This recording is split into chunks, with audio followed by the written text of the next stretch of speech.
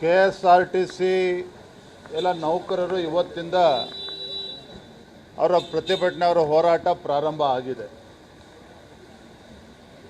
ರಾಜ್ಯ ಸರ್ಕಾರಕ್ಕೆ ಇದರ ಮಾಹಿತಿ ಮುಂಚಿತವಾಗಿ ಇದ್ದರೂ ಸಹ ಈ ವಿಚಾರವನ್ನು ಗಂಭೀರವಾಗಿ ತೆಗೆದುಕೊಳ್ಳದೇನೆ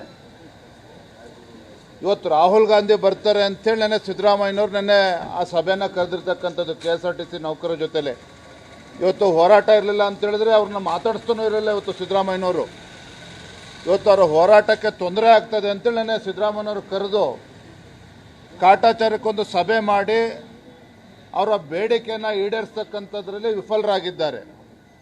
ಅವರು ಇಟ್ಟಿರ್ತಕ್ಕಂಥ 2 ಬೇಡಿಕೆಗಳು ಮಾತ್ರ, ಅದನ್ನು ಈಡೇರಿಸೋದಕ್ಕೆ ಸಾಧ್ಯ ಆಗೋಲ್ಲ ಅಂತೇಳಿದ್ರೆ, ಅದಕ್ಕೆ ಹಣಕಾಸಿನ ಮುಂಗಟ್ಟಿದೆ ಅಂತೇಳಿದ್ರೆ ಇದಕ್ಕೆ ಸಿದ್ದರಾಮಯ್ಯನವರೇ ಅದನ್ನು ಜವಾಬ್ದಾರಿ ತೆಗೆದುಕೊಂಡು ಸಮಸ್ಯೆಗೆ ಉತ್ತರವನ್ನು ಕಂಡುಕೊಳ್ಬೇಕು, ಪರಿಹಾರವನ್ನು ನೀಡಬೇಕು.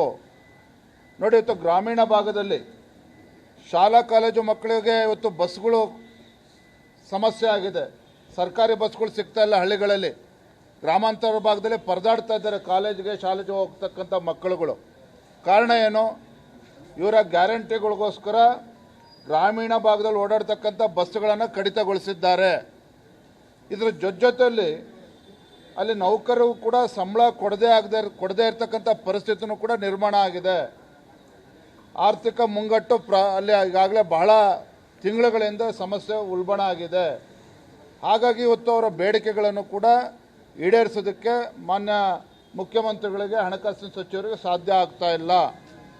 ಹಾಗಾಗಿ ನಾವಿವತ್ತು KSRTC ನೌಕರು ಇವತ್ತೇನು ಹೋರಾಟ ಪ್ರಾರಂಭ ಆಗಿದೆ. ಇವತ್ತು ಬಸ್ಗಳೆಲ್ಲವೂ ನಿಂತಿದೆ, ಜನರಿಗೆ ಅನಾನುಕೂಲ ಆಗ್ತದೆ, ಒಪ್ಕೊಳ್ತೇನೆ ನಾನು. ಆದರೆ ಮುಖ್ಯಮಂತ್ರಿಗಳು ತಡ ಮಾಡ್ದೇನೆ ತತ್ಕ್ಷಣ ಮತ್ತೊಮ್ಮೆ ಅವರ ಕಾರ್ಮಿಕರೆಲ್ಲ ಅಧಿಕಾರಿಗಳ ಸಭೆಯನ್ನು ಕರಿಬೇಕು, ಅವರ ಸಮಸ್ಯೆಗೆ ಪರಿಹಾರವನ್ನು ಕೂಡ ಕೊಡಬೇಕು, ಜನಸಾಮಾನ್ಯರಿಗೆ ತೊಂದರೆ ಆಗೋದನ್ನು ಕೂಡ ತಪ್ಪಿಸಬೇಕು. ಇದು ಮುಖ್ಯಮಂತ್ರಿಗಳ ಕರ್ತವ್ಯ. ಮಾನ್ಯ ಸಾರಿಗೆ ಸಚಿವರು ಕೂಡ ಕೂತು ಸಮಸ್ಯೆ ಉಲ್ಬಣ ಆಗದೇನೆ ಸಮಸ್ಯೆಗೆ ಪರಿಹಾರ ನೀಡಬೇಕು ಅಂತೇಳಿ ನಾನು ಆಗ್ರಹವನ್ನು ಮಾಡ್ತಾ ಇದ್ದೇನೆ. ಏನು ಪರ್ಯಾಯ ವ್ಯವಸ್ಥೆ ರೀ? ನೋಡಿ, ನೆನ್ನೆ ಒಂದು ಸುತ್ತೋಲನ್ನು ಕೂಡ ಹೊರಡಿಸಿದ್ದಾರೆ. ಖಾಸಗಿ ಶಿಕ್ಷಣ ಸಂಸ್ಥೆಗಳ ಬಸ್ಗಳನ್ನು ಕೂಡ ಬೇಕು ಅಂತೇಳಿ ಪತ್ರನೂ ಕೂಡ ನೆನ್ನೆ ಬರೆದಿದ್ದಾರೆ. ಅಂದರೆ ಏನು ಮಾಡೋಕ್ಕೆ ಕೊಟ್ಟಿದ್ದಾರೆ? ಮೊದಲೇ ವ್ಯವಸ್ಥೆಗಳನ್ನು ಹಾಳು ಮಾಡ್ತಾ ಇದ್ದೀರಿ. ಈಗ ಆ ಖಾಸಗಿ ಶಿಕ್ಷಣ ಸಂಸ್ಥೆ ಕೂಡ ಇವತ್ತು ಅಲ್ಲೂ ಕೂಡ ಸಮಸ್ಯೆ ಕ್ರಿಯೇಟ್ ಮಾಡೋಕ್ಕೆ ಹೊರಟಿದ್ದೀರಿ. ಹಾಗಾಗಿ ತಡ ಮಾಡ್ದೇ ಇವತ್ತು ಗಡ್ಡಕ್ಕೆ ಬೆಂಕಿ ಹತ್ಕೊಂಡಾಗ ಈಗ ಸಮಸ್ಯೆ ಪರಿಹಾರ ಮಾಡೋಕ್ಕೆ ಹೊರಟಿದ್ದಾರೆ. ಈಗಲೂ ಕೂಡ ಕಾಲ ಮಿಂಚಿಲ್ಲ, ಇವತ್ತೇ. ಯಾಕೆಂದರೆ ರಾಜ್ಯ ಉಚ್ಚ ನ್ಯಾಯಾಲಯ ಹೇಳಿದ್ರು ಸಹ ಇವತ್ತು ಪ್ರಾರಂಭ ಆಗಿದೆ ಹೋರಾಟ. ಇವತ್ತೇ ಅದನ್ನು ಕರೆದು ಸಮಸ್ಯೆಗೆ ಉತ್ತರವನ್ನು ಕಂಡುಕೊಳ್ಬೇಕು, ಪರಿಹಾರ ನೀಡಬೇಕು ಅಂತೇಳಿ ನಾವು ಆಗ್ರಹವನ್ನು ಮಾಡ್ತೇವೆ.